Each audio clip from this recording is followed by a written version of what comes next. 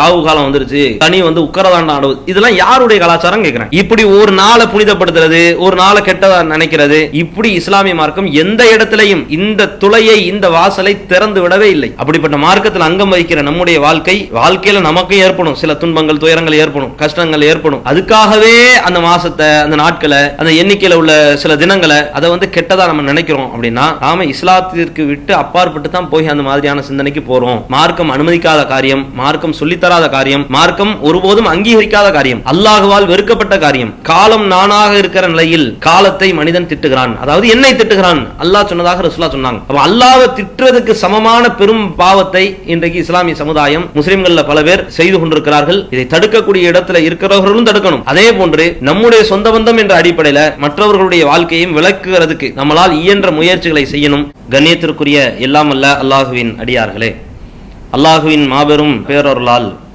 புனிதம் நிறைந்த இஸ்லாம் என்கின்ற சங்கைக்குரிய சத்திய மார்க்கத்தில் நாம் எல்லாம் சங்கமித்து நமது வாழ்க்கையை வழிநடத்தி வருகிறோம். இஸ்லாம் அதனுடைய பலவிதமான கட்டுக்கோப்புகள், கட்டுப்பாடுகள் யாவுமே ஈருலக வாழ்க்கையிலையும் நமக்கு வெற்றி கனியை பற்றி பிடிப்பதற்குண்டான வழிமுறைகளாக இருக்கிறது. இப்படிப்பட்ட மார்க்கம் நமக்கு சொல்லி தந்திருக்கிற பலவிதமான அமல்கள், வழிபாடுகள், ஒழுக்க மாண்புகள், கொள்கை சித்தாந்தங்கள், கோட்பாடுகள், இதில் மிக முக்கிய இடம் பெறக்கூடிய ஒரு விஷயம், இஸ்லாம் வழிபாட்டை எவ்வளவு ஏவுகிறதோ, எவ்வளவு தூண்டுகிறதோ, எவ்வளவு ஆர்வமூட்டுகிறதோ, அதைவிட பன்மடங்கு வழிகேடுகளாக எவையெல்லாம் உலகத்தில் உலாவி வருகிறதோ அதை இஸ்லாமிய மார்க்கம் கண்டிக்கும். அந்த பட்டியலில் அன்றைக்கும் சரி, இன்றைக்கும் சரி, இஸ்லாமியர்கள் மட்டுமல்லாமல் மக்கத்து குஃபார்களிடத்திலையும் பல தரப்பட்ட மக்களிடத்திலையும் இருந்த ஒரு பழக்க வழக்கம், ஒரு மூட நம்பிக்கை, சஃபர் மாதம் வந்தால் அதை ஒரு பீடையாக, ஒரு அபச குணமாக, துன்பத்தை தரக்கூடிய சகுனமாக பார்க்கக்கூடிய ஒரு நிலை என்பது இருந்தது. இஸ்லாமிய மார்க்கம் இது மாதிரியான மூட நம்பிக்கைகளை குளிதோண்டி புதைக்க வந்த மார்க்கம். அப்படிப்பட்ட மார்க்கத்தில் அங்கம் வகிக்கிற முஸ்லிம்களுக்கு மத்தியிலே இன்றைக்கும் இந்த சஃபர் மாதம் வந்துவிட்டால் அந்த மாதத்தில் எந்த ஒரு வியாபாரத்தையும் தொடங்கக்கூடாது, எந்த ஒரு நல்ல காரியத்தையும் செய்யக்கூடாது, திருமணமோ அல்லது வீடு திறப்பு நிகழ்வுகளோ அல்லது மற்ற இன்பகரமான நிகழ்வுகள் எதையுமே நம்ம இதில் தொடங்கிவிடக்கூடாது என்று பல முஸ்லிம்கள் தங்களுடைய வாழ்க்கையில் நினைத்து கொண்டிருக்கிறாங்க. சஃபர் மாதம் பீடை என்பதை போன்றும், சஃபர் மாதத்தில் ஏதாவது நற்காரியத்தை தொடங்கினா அது வீணா போயிடும், அது விளங்காது, அது உருப்படாது, அது நமக்கு வெற்றியை தராது, இப்படின்ற மாதிரியான கெட்ட அவநம்பிக்கை எண்ணிலடங்காத முஸ்லிம்களின் ஈமானை பறித்து சாப்பிட்டு கொண்டிருக்கிறது. இஸ்லாம் இது சம்பந்தமாக நமக்கு தெல்ல தெளிவான அறிவுரைகளை, போதனைகளை சொல்லி தந்திருக்குதா அப்படின்னா முழுமையாக நமக்கு தந்திருக்கிறது. மார்க்கம் எல்லா விஷயத்திற்கும் தீர்வை தந்த மார்க்கம். இந்த மார்க்கத்தில் அடிப்படை கோட்பாடே மனிதன் தான் இஷ்டப்பட்டபடி தன்னுடைய வாழ்க்கையை வழிநடத்தக்கூடாது என்பதுதான். திருமறை குர்ஆனில் அல்லாஹ் பேசுகிறான், அம்லில் இன்சானி மா தமன்னா, மனிதன் தான் ஆசைப்பட்டதெல்லாம் கிடைக்க வேண்டும் என்று விரும்புகிறானா என்று அல்லாஹ் கேட்கிறான். அப்ப நீ விரும்பியபடி உன் வாழ்க்கையை வடிவமைக்க இயலாது, நான் விரும்பிய அடிப்படையில் தான் உன் வாழ்க்கையை வடிவமைக்க வேண்டும் என்பது அல்லாஹ்வின் யதார்த்த கட்டுப்பாடு, அல்லாஹ் சொல்லி தந்திருக்கிற அடிப்படையான ஒரு போதனை. இன்னும் திருமறை குர்ஆனிலே நமக்கு அல்லாஹ் பேசக்கூடிய வார்த்தைகள், அயஹ்ஸபுல் இன்சானு அய்யுத்ரக சுதா, மனிதன் தான் வெறுமன விடப்படணும், தான் நினைச்சபடி வாழ்றது, தனக்கு யாரும் கட்டுப்பாட போடக்கூடாது, நிபந்தனை சொல்லக்கூடாது, விதிமுறைகளை, வரையறைகளை, கோட்பாடுகளை, கொள்கை சித்தாந்தங்களை, ஒழுக்கங்களை, மாண்புகளை, நெறிமுறைகள்ல எதையுமே சொல்லக்கூடாது என்று மனுஷன் ஆசைப்படுறானா என்று அல்லாஹ் கேட்கிறான். அப்ப இறைவன் நமக்கு ஒரு கேள்வியை முன்வைப்பதிலிருந்தே அதன் மூலம் நமக்கு நாடப்படுற செய்தி, நமக்கு சொல்லப்படுகிற அறிவுரை, நீ விரும்பியதெல்லாம் என்ன செஞ்சிடக்கூடாது, நம்பிக்கை சார்ந்தும் சரி, அமல்கள் சார்ந்தும் சரி, ஒழுக்கங்கள் சம்பந்தமாகவும் சரி, நீ விரும்பியபடி உன் வாழ்க்கையை வடிவமைக்க இயலாது, நீ ஆசைப்பட்ட மாதிரி நீ வாழ்ந்து விட்டு போயிடக்கூடாது, உன் மனதில் இருக்கிற நம்பிக்கை உள்பட நான் சொல்லி தந்த அடிப்படையில் இருக்கணும் என்று இஸ்லாமிய மார்க்கம் சொல்லித் தருகிறது. அப்ப மார்க்கத்தின் அடிப்படை கோட்பாட்டை விளங்கிய முஸ்லிம்களாக யார் இருந்தாலும் நம்முடைய வாழ்க்கையில இந்த ஈமானை பாதிப்பை ஏற்படுத்தக்கூடிய வகையில, ஈமானை சேதப்படுத்தக்கூடிய வகையில எந்த செயல்பாடுகளும் இருக்கக்கூடாது. அதுல பெருவாரியான முஸ்லிம்கள் வீழ்ந்து விடக்கூடிய ஒரு சந்தர்ப்பம், ஒரு சூழ்நிலை என்றால் அது இந்த சஃபர் என்கின்ற மாதம் தான். சஃபர் மாதம் என்றாலே ஒரு பாதிப்பு மாதிரியும் ஒரு கெட்ட சகுனம் மாதிரியும் நினைக்கக்கூடிய தன்மை. இது இன்றைக்கு நேற்று வந்துச்சா அப்படின்னா அதுவும் கிடையாது. முன்னோர்கள் எல்லாரையும் பார்த்துட்டு முன்னாடி இருக்கிறவங்களை பின்பற்றிட்டு அவங்க சொன்னாங்க இவங்க சொன்னாங்க இப்படின்ற மாதிரி மார்க்கத்தின் அடிப்படை கூட தெரியாதவர்களின் செயல்பாட்டை போன்று இவர்களின் செயல்பாடு இருப்பதை நம்மளால பார்க்க முடிகிறது.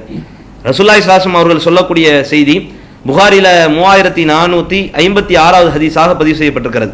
ரசூலுல்லாஹி ஸல்லல்லாஹு அலைஹி வஸல்லம் அவர்கள் சொல்கிறார்கள், லதத்தபிஉன்ன சனனம் மன் கபலக்கும், உங்களுக்கு முன்னாடி வாழ்ந்த மக்களை நீங்கள் பின்பற்றுவீர்கள். எந்த அளவுக்கு பின்பற்றுவீங்கன்னா, ஷிப்ரம் மின் ஷிப்ர் வ திராஅம் பி திராஇன், ஜானுக்கு ஜான், முளத்துக்கு முளம் நீங்கள் என்ன செய்வீர்கள், பின்பற்றுவீர்கள். அது சரியா தப்பா, அது உண்மையா அல்லது பொய்யா, எதையுமே நீங்கள் ஆய்வு செய்ய மாட்டீர்கள். எந்த அளவுக்கு என்றால் ரசூலுல்லாஹ் சொல்கிறார்கள், ஹத்தா லவ் சலகு ஜுஹர தப்பின், அவர்கள் உடும்பின் பொந்துக்குள்ளே நுழைந்தாலும் சரி, ல சலக்துமூஹு, அதிலே நீங்கள் நுழைவீர்கள். எதுக்குப்பா உள்ள போறான் அப்படின்னு கூட பார்க்க மாட்டீங்க. என்ன நோக்கத்துக்கு போறான், அதனால என்ன பலனே என்ன பயனே, உடும்பின் பொந்துக்குள்ளே உங்கள் முன்னோர்கள் சென்றாலும் கூட நீங்கள் அப்படியே போவீர்கள் என்று ரசூலுல்லாஹ் எச்சரிக்கை செஞ்சாங்க. அப்ப இன்றைக்கு முன்னோர்களை பின்பற்றுகிறோம் என்ற பெயர்ல சஃபர் மாதத்தை நம்பிக்கையாக வைத்துக்கொண்டு அதுல அது செய்யக்கூடாது இது செய்யக்கூடாது என்று மார்க்கமே தடுக்கல, இஸ்லாமே தடுக்கல. இஸ்லாம் தடுக்காத ஒரு காரியத்தை இன்றைக்கு இஸ்லாமியர்களாக இருந்து கொண்டு பல பேர் செய்யக்கூடியதுதான் அல்லாஹுவினுடைய கோபத்தை பெற்று தரக்கூடிய காரியமாக பார்க்கப்படுகிறது. இது மாதிரி காலத்தை ஏசுவது அதையெல்லாம் ரசூலுல்லாஹ் நமக்கு சொல்லி தராங்க. அப்ப இன்னும் சொல்றதா இருந்தா சஃபர் மாதம் சம்பந்தமாக மார்க்கம் என்னென்ன அறிவுரைகளை நமக்கு சொல்லி தந்திருக்குது, என்ன எச்சரிக்கைகளை கற்று தந்திருக்குது என்பதை பார்க்க வேண்டும். அடிப்படையில் ரசூலுல்லாஹி ஸல்லல்லாஹு அலைஹி வஸல்லம் அவர்கள் சொன்ன செய்திகள் புகாரில் 5717வது ஹதீஸாக பதிவு செய்யப்பட்டிருக்கிறது. ரசூலுல்லாஹ் சொல்றாங்க, லா அதுவா வலா சஃபர வலா ஹாமா, தொற்று நோய் என்பதும் இஸ்லாத்தில் கிடையாது. பீடை மாதமாக அது சகுனம், கெட்ட சகுனமாக பார்க்கக்கூடிய தன்மையும் இஸ்லாத்தில் கிடையாது. ஆந்தை சகுனமும் இஸ்லாத்தில் கிடையாது. ரசூலுல்லாஹ் இது ஓபனா சொன்ன வார்த்தைகள். அப்ப சஃபர் மாதத்துல அது செய்யக்கூடாது இது செய்யக்கூடாதுன்னா, செய்யக்கூடாதுன்னு சொல்லக்கூடிய அதிகாரம் அல்லாஹ்வை சார்ந்தது. அல்லாஹ் டைரக்டா குர்ஆன்ல சொல்லுவான், அல்லது தூதரை வைத்து நபி மொழிகளாக நபி வழிகளாக ஹதீஸ்களாக நமக்கு சொல்லி தந்திருப்பாங்க. அப்ப இது ரெண்டுமே இல்லாதத நம்ம ஒரு விஷயத்தை புறக்கணிக்கிறோம்னா இது எந்த அடிப்படையில் புறக்கணிக்கப்படுகிறது? குர்ஆனில் அல்லாஹ் பேசுகிறான், இனில் ஹுக்குமு இல்லா லில்லாஹ், சட்டம் சொல்லுகிற அதிகாரம் அல்லாஹ்வை மட்டும் சார்ந்தது. உன்ன ஹலாலு உன்ன ஹராம்னு தீர்மானிக்கிற அதிகாரம் நம்மை சார்ந்தது அல்ல, முத்தவல்லிகளை சார்ந்தது அல்ல, முன்னோர்களை சார்ந்தது அல்ல. இமாம்கள், நாதாக்கள், ஷஹீதுகள், சுஹதாக்கள், ஏன் ரசூலுல்லாஹ் ரசூலுல்லாவே நினைச்சா கூட தான் என்ன செய்ய முடியாது, ஹலால் ஹராம்னு தீர்மானிச்சிட முடியாது. இந்த அதிகாரம், ஒட்டுமொத்த அதிகாரத்தையும் கைக்குள்ள வச்சிருக்கிறவன் அல்லாஹ் மட்டும்தான். அல்லாஹ்வால் மட்டும்தான் சட்டம் சொல்ல முடியும். உன்னை கூடும் உன்னை கூடாதுன்னு சொல்லக்கூடிய அதிகாரம் முழுமையும் அல்லாஹ் தன் கரத்துல வச்சிருக்கிறான். அப்ப சஃபர் மாசத்தை பீர்னு சொல்லி ஒதுக்கணும்னா அல்லாஹ் ஒதுக்குனானா? ரசூலுல்லாஹ் ஒதுக்குனாங்களா? அல்லாஹ் சொல்லி ரசூலுல்லாஹ் ஒதுக்குனாங்களா? எதுவுமே இல்லை. எதுவுமே இல்லாத செயல்பாட்டை இன்றைக்கு இஸ்லாமியர்கள் செய்கிறார்கள் என்றால் இது சொர்க்கத்தை நோக்கிய பாதையா அல்லது நரகத்தை நோக்கிய பாதையா என்பதை சிந்தித்து பார்க்கணும். குர்ஆனிலே அல்லாஹ் இன்னும் பேசுகிறான், ஒய் எம்சஸ்கல்லாஹு பிதுர்ரின், உங்களுக்கு ஒரு துன்பத்தை அல்லாஹ் நாடிவிட்டான் என்றால் ஃபலா காஷிஃப லஹு இல்லாஹுவ, அந்த துன்பத்தை அல்லாஹ்வை தவிர்த்து வேற யாராலையும் என்ன செய்ய முடியாது, நீக்க முடியாது. ஒரு துன்பம் நடக்கணும்னு அல்லாஹ் நாடிட்டான்னா அது சஃபர் மாசத்துல தான் வரணும், என்ன கட்டாயமா? ஏன் மற்ற மாசத்துல வராதா? மற்ற மாசத்துல பெரிய பெரிய பிரச்சனைகள் பிளவுகள் ஏற்படாதா? பெரிய பெரிய துன்பங்கள் ஏற்படாதா? ரமலான் மாசத்துல பத்ர் போர் நடந்துச்சு, உஹது போர் நடந்துச்சு. ரசூலுல்லாஹ் ஒவ்வொரு மாசத்திலையும் போர்க்களங்கள் நடந்தது. அந்த போர்க்களங்கள்ல கெட்ட சம்பவங்கள் நடந்துச்சு. உஹது போர் நடந்த மாசத்தை ரசூலுல்லாஹ் குறிப்பிட்டு காட்டினாங்களா? இது கெட்ட சகுனம், இந்த மாசத்துல வேற எதுவும் செய்யாதீங்க இப்படின்ற மாதிரி ரசூலுல்லாஹ் சொன்னாங்களா? எவ்வளவோ பாதிப்புகளை ரசூலுல்லாஹ் கண்ணுக்கு முன்னாடி கண்டாங்க. ஒவ்வொரு நாளையும், ஒவ்வொரு காலத்தையும், ஒவ்வொரு நேரத்தையும், ஒவ்வொரு மாசத்தையும் இப்படியே புறக்கணிக்க வேண்டும் என்ற சிந்தனை இஸ்லாத்தில் இருக்குதா? முதல்ல அப்ப இதை சிந்தித்து பார்க்கணும். ரசூலுல்லாஹ் எந்த ஒரு காலத்தையும், எந்த ஒரு நேரத்தையும், எந்த ஒரு நாளையும் குறிப்பிட்டு இப்படி கெட்ட சகுனமாக பார்க்கணும் ரசூலுல்லாஹ் சொன்னது கிடையாது. ஒட்டுமொத்த இஸ்லாத்தையும் சார்புலிந்து பார்த்தால் கூட நாம இடமளிக்கக்கூடிய இது மாதிரியான சிந்தனைகள் ஈமானுக்கு பங்கத்தை விளைவிக்குமே ஒழிய ஒருபோதும் மார்க்கத்திற்கு உகந்ததாக இந்த சிந்தனைகள் வராது. அல்லாஹ் குர்ஆன்ல அதான் சொல்றான், ஒரு துன்பத்தை அல்லாஹ் நாடிட்டானா அந்த துன்பத்தை அல்லாஹ் எப்படி நாடுவான்? அதை நீக்கணுமா? அல்லாஹ்வை தவிர்த்து யாராலையும் நீக்க முடியாது. இன்னும் அல்லாஹ் அந்த வசனத்தை சொல்றான், 10வது அத்தியாயத்துல 107வது வசனம், ஒய் யுரிதுக பிகைரின், அல்லாஹ் உங்களுக்கு ஒரு நன்மையை நாடிவிட்டான் என்றால் ஃபலா ராத்த லிஃபத்லிஹி, அந்த அருளை அல்லாஹ்வை தவிர்த்து வேற யாராலையும் என்ன செய்ய முடியாது, அது தடுக்கவே முடியாது. உங்களை விட்டு அல்லாஹ் கொண்டு சேர்த்துருவான் எப்படியாவது. அப்ப நன்மையும் தீமையும் படைத்தவன் புறத்திலிருந்து வருது என்று நம்புவதுதான் ஈமானின் அடிப்படையே. அந்த ஈமானின் அடிப்படையை கூட விளங்காமல் நாம இஸ்லாமியர்களாக பயணித்தோம் என்றால் தொழுத தொழுகை கேள்விக்குறியாகிவிடும், நோற்ற நோன்பு கேள்விக்குறியாகிவிடும், கொடுத்த தர்மம் கேள்விக்குறியாகிவிடும், லட்சக்கணக்கில் கொட்டி தீர்த்து காசை செலவழிச்சு பயணம் செஞ்சு உம்ரா ஹஜ்ஜின்னு செஞ்ச அந்த அமல்கள் அது கேள்விக்குறியாகிவிடும். அப்போ அல்லாஹ் நமக்கு அடிப்படையிலே சொல்லி தருகிற அழகிய உபதேசம், ஒரு துன்பமோ இன்பமோ என் புறத்திலிருந்து வருது, இதை நீ நம்பு என்று இஸ்லாமிய மார்க்கம் நமக்கு சொல்லித் தருது. இதை நாம முதல்ல விளங்கிக் கொள்ள வேண்டும். ரசூலுல்லாஹி ஸல்லல்லாஹு அலைஹி வஸல்லம் அவர்களை வைத்து அல்லாஹ் சொல்லுகிறான். புகாரியில 4826வது ஹதீஸாக பதிவு செய்யப்பட்டிருக்கிறது. ரசூலுல்லாஹி ஸல்லல்லாஹு அலைஹி வஸல்லம் அவர்கள் அல்லாஹ் சொன்னதாக சொன்னார்கள். அல்லாஹ் சொன்னதாக ஹதீஸுல் குர்சின்னு சொல்லுவாங்க. யுதீனி இப்னு ஆதம், ஆதமின் மகன் என்ன செய்கிறான், என்னைய நோவினை செய்கிறான். அவன் என்ன செய்யறான்னா, யசுப்பு தஹர், காலத்தை அவன் திட்டுகிறான், காலத்தை ஏளனமா பார்க்கிறான். வஅனத்தஹர், நானே காலமாக இருக்கிறேன், நானே காலமாக இருக்கிற நிலையில காலத்தை அவன் திட்டுகிறான். அப்ப காலத்தை திட்டுறது, நேரத்தை திட்டுறது, கெட்ட சகுனமா பார்க்கிறது, ஒரு குறிப்பிட்ட மாசத்தை, குறிப்பிட்ட நாளை, குறிப்பிட்ட வாரத்தை, குறிப்பிட்ட வருடத்தை கெட்டதாக பார்க்கக்கூடிய தன்மை என்பதே காலத்தை ஏசுவதற்கு சமம். காலத்தை ஏசுவது என்பது அல்லாஹுவை ஏசுவதற்கு சமம். அப்ப காலத்தை திட்டுவதன் மூலம் ஆதமின் மகன் என்னை திட்டுகிறான், எனக்கு நோவினையை தருகிறான் என்று அல்லாஹ் சொன்னதாக ரசூலுல்லாஹ் சொல்றாங்க. அப்ப யோசித்து பார்க்கணும், இந்த காலத்தை சஃபர் மாசத்தை பீடை என்று நம்புறது அல்லாஹ்வை திட்டியதற்கு சமமான பாவத்தை இன்றைக்கு முஸ்லிம்கள் செய்கிறார்கள். அப்ப இந்த காரியத்தை விட்டு விலகி ஆகணும்.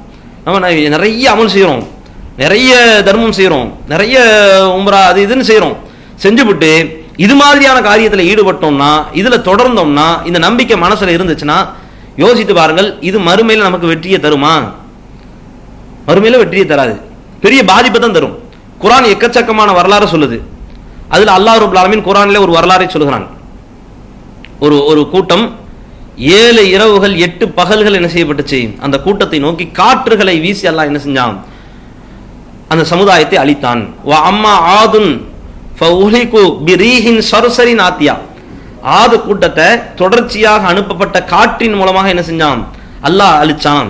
சஹரஹா அலைஹிம் சபஅ லயால் வ சமானியத் அய்யாம் ஹுசூமன் ஃபதரல் கௌம ஃபீஹா சரஆ, அந்த ஆது கூட்டம் அப்படியே மென்று தின்னப்பட்டு அப்படியே வாந்தி எடுக்கப்பட்ட வைக்கோலை போன்று கிடந்தாங்க. 7 இரவுகள் 8 பகல்கள்.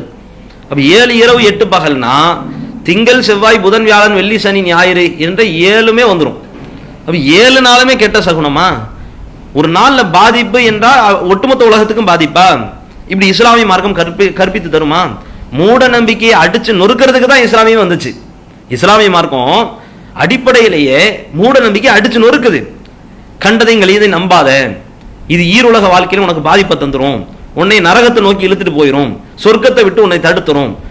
எவ்வளவோ துன்பங்கள் துயரங்கள் அல்லாஹ் ரப்பல் ஆலமீன் நினைவுபடுத்துறான். எல்லா துன்ப துயரங்கள் அந்த நடைபெற்ற நாட்கள் எல்லாம் கெட்ட சகுனமா? அதனால எதுவுமே செய்யக்கூடாதா? அப்போ வாழ்நாள்ல எதையுமே செய்ய முடியாதே. பிறப்பு இறப்பு இன்பம் துன்பம் எல்லாமே கலந்ததுதான் வாழ்க்கை. உலகத்துல ஒரு மூலையில ஒரு ஆளுக்கு இன்பம் நடக்குதுன்னா அதே உலகத்துல இன்னொரு ஆளுக்கு துன்பம் நடக்கும். இப்ப அந்த நாளை நல்ல நாள்னு சொல்லுவீங்களா, கெட்ட நாள்னு சொல்லுவீங்களா? இதனால தான் இஸ்லாமிய மார்க்கம் இது எல்லாம் எப்படி பார்க்குதுன்னா, இணை வைப்பின் வாசலாய் பார்க்கிறது. இது கெட்ட சகுனம், கெட்ட சிந்தனை, ஜோசியம் பார்க்கறது, நல்ல நேரம் கெட்ட நேரம் பார்க்கறது, இது எல்லாம் இஸ்லாமிய மார்க்கம் ஏன் தடுக்குது? எதனால இதை தடுக்குது? ஒட்டுமொத்த ஈமானையும் சாப்பிட்டும். அப்ப இந்த சிந்தனைக்கு இந்த செயல்பாட்டுக்கு நாம ஒருபோதும் என்ன செய்யக்கூடாது, நாம இடமளிச்சிடக்கூடாது. இன்னும் கூடுதலா சொல்றதா இருந்தா, முஸ்லிம்கள்ட்ட சஃபர் மாதத்தினுடைய கடைசி புதன்கிழமை, ஒரு மாசத்துல புதன்கிழமை வருதுன்னா கடைசி புதன்கிழமைய இது ஒட்டுமொத்த பீடையையும் கழிக்கக்கூடிய புதன். இதுக்கு பேரு ஒடுக்கத்து புதன்.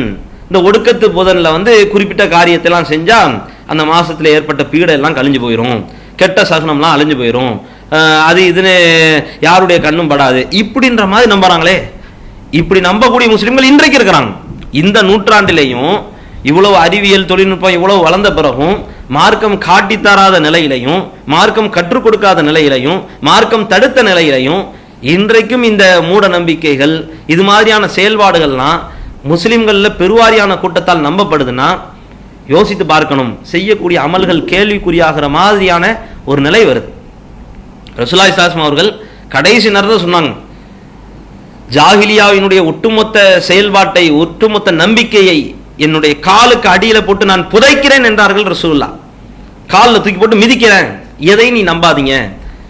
யாரும் என்னவும் சொல்லி ஏமாத்துவாங்க, எல்லாத்தையும் நம்பிட்டு போயிடாதீங்க, மறுமை வாழ்க்கைக்கு அது என்ன செஞ்சிடும், உங்களுக்கு பாதிப்பாகிரும்.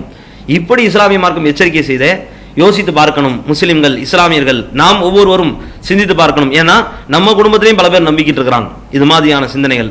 சஃபர் மாதம் என்பது அது பீடை மாதம் அல்ல, அது இறைவனால் தரப்பட்ட ஒரு மாதம். 12 மாதமே இறைவனால் புரிந்து கொள்ளப்பட்ட மாதம் தான். எந்த மாசத்தையும் என்ன செஞ்சிடக்கூடாது, நாம கழிச்சிடக்கூடாது. இது கெட்ட மாசம், இந்த மாசம் வந்தாலே ஏதாவது கெட்டதுதான் நடக்கும், பத்தியா அது நடந்துருச்சு, பத்தியா இது நடந்துருச்சு. அல்லாஹ் நாடுனதுதான் நடக்கும். எந்த மாசத்திலையும் நடக்கும், எந்த நாளிலையும் நடக்கும், எந்த வருஷத்திலையும் நடக்கும். எல்லா நாட்களுமே இறைவனால் தரப்பட்ட நாட்கள் தான். அதனால்தான் ஒரே ஒரு ஹதீஸ், காலத்தை திட்டுவதன் மூலம் மனிதன் எனக்கு நோவினை செய்கிறான், காலமே நானாக இருக்கிறேன். அனத்தகர் என்றான் அல்லாஹ். அனத்தகர், நான் தான் காலம், அவன் என்னைய திட்டுறான் என்று ரசூல்லா அல்லாஹ் சொன்னதாக நமக்கு சொன்னாங்களே. இதுதான் நமக்கு உண்டான பாடம், நமக்கு உண்டான படிப்பினை. அப்ப எந்த நேரத்திலையும் இது மாதிரியான செப்பரேட்டா ஒரு குறிப்பிட்ட மாசத்தை இது அப்படியே ஓரந்தள்ளுறது, இது அப்படியே ஒதுக்கி வைக்கிறது, ஐயோ கல்யாணத்தெல்லாம் அந்த மாசத்துல வைக்கக்கூடாது, நம்ம நல்ல காரியங்கள் எதையுமே அந்த மாசத்துல வைக்கக்கூடாது, வீடு திறப்பு விழா அல்லது மத்த சுன்னத்து ஹத்னா பண்றது எதையுமே செய்யறது கிடையாதே, எதையுமே செய்யறது கிடையாது. இப்படி ஒரு குறிப்பிட்ட மாசத்தை ஒதுக்குறது, அதை ஏளனமா பார்க்கறது, அதை இழிவா நினைக்கிறது, அதை கெட்ட சகுனமா பாவிக்கிறது, இது ஈமானை சேதப்படுத்தும். இது இந்த உலகத்துல பாதிப்பை தராது. உலகத்துல அந்த பாதிப்பு கண்ணுக்கு முன்னாடி தெரியுதோ தெரியலையோ, கண்டிப்பாக மறுமை நாள்ல போய் நிற்போம். அப்ப நாம் பல அமல்கள் செய்யறது மட்டும் அல்ல, நான் முதல்ல இந்த உரையினுடைய தொடக்கத்திலே சொன்னேன், இஸ்லாமிய மார்க்கம் வழிபாட்டை எவ்வளவு சொல்லி தருதோ அதை விட பன்மடங்கு வழிகேட்டை தோலுரிக்கும். இஸ்லாத்தின் அடிப்படை தாரக மந்திரமே லா இலாஹ, எந்த கடவுளும் இல்லை, இல்லல்லா, அல்லாஹ்வை தவிர்த்து. இதுதான் இஸ்லாத்தின் தாரக மந்திரமே. அடிப்படையில் அல்லாஹ் என்ன சொல்ல வரான், அல்லாஹ் கடவுள் மட்டும் சொல்ல வரல, அல்லாஹ்வை தவிர்த்து வேற எவனும் கடவுள் இல்லை என்பதுதான் இஸ்லாத்தின் தாரக மந்திரமே. அடிப்படை சூத்திரமே இதுதான். இதை ஒருத்த நம்பி இஸ்லாத்துக்கு வந்தால்தான் அவன் முஸ்லிமே.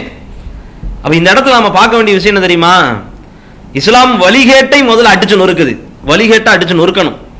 அப்ப முஸ்லிம்களாக இருந்துட்டு அமைதியாக கடந்து செல்வது ஒரு முஸ்லிமினுடைய வாழ்க்கைக்கு அழகல்ல. இதை நாம முதலில் விளங்கி கொள்ளணும். ஏன்னா முழுக்க இந்த சஃபர் மாதம் சம்பந்தமாக மக்களிடத்தில் நிலவக்கூடிய நம்பிக்கை இதுதான். காஜா மொயினுத்தீன் அப்படின்றவங்க ஏதோ ஒரு ஆய்வு செய்ததாகவும், அதில் இந்த சஃபர் மாதத்தில் கடைசி வாரத்தின் புதன்கிழமை ஒட்டுமொத்த லட்சக்கணக்கான முசீபத்துகள் அப்படியே இறங்கியதாகவும் கட்டுக்கதைகளை இட்டு கட்டி அவிழ்த்து விடுறாங்க. இதெல்லாம் நம்பி ஒரு முஸ்லீம் பயணிச்சோம் அப்படின்னா, அப்படி நபிகள் நாயகம் எதுக்கு வந்தாங்க, எதுக்கு இஸ்லாத்துன்னு சொன்னாங்க, அல்லாஹ் எதுக்கு குர்ஆன் வசனத்தை இறக்கனா, நபி மொழிகளை சொன்னா அப்படின்றதான் எல்லாமே ஆகிரும், கொஸ்டின் மார்க் ஆகிரும், கேள்விக்குறி ஆகிரும். அப்போ காஜா மொயினுத்தீன் நமக்கு நபியா அல்லது ரசூல்லா நமக்கு நபியா அப்படின்ற மாதிரி எல்லாம் கேள்விகள் வரும். ரசூல்லா காலத்துலேயும் எவ்வளவோ கெட்ட நிகழ்வுகள் நடக்கத்தான் செஞ்சிச்சு. ரசூல்லா எல்லாத்தையும் குறிப்பிட்டு சொன்னாங்களா அப்படின்றத சிந்திச்சு பார்க்கணும். ரசூலுல்லாஹி ஸல்லல்லாஹு அலைஹி வஸல்லம் சில விஷயத்த நமக்கு சொல்லி காட்டினாங்க. வெள்ளிக்கிழமை அந்த நாளில் தான் என்ன செஞ்சாங்க, அல்லாஹ் ஆதமை படைச்சான், அந்த நாளில் தான் உலகம் அழியும் அப்படின்றதையும் ரசூலுல்லாஹ் நமக்கு சொல்லி தந்துக்கிறாங்க. இப்போ ஆதமை படைச்சதுனால அந்த நாள் நல்ல நாள், உலகம் அழிய போறதுனால அது கெட்ட நாள், இப்படி சொல்லி வாதம் பேச முடியுமா? நல்ல நாள் கெட்ட நாள் தீர்மானிக்கிறது இந்த நடக்கக்கூடிய சம்பவங்களை வச்சா அப்படின்றத யோசிச்சு பார்க்கணும்.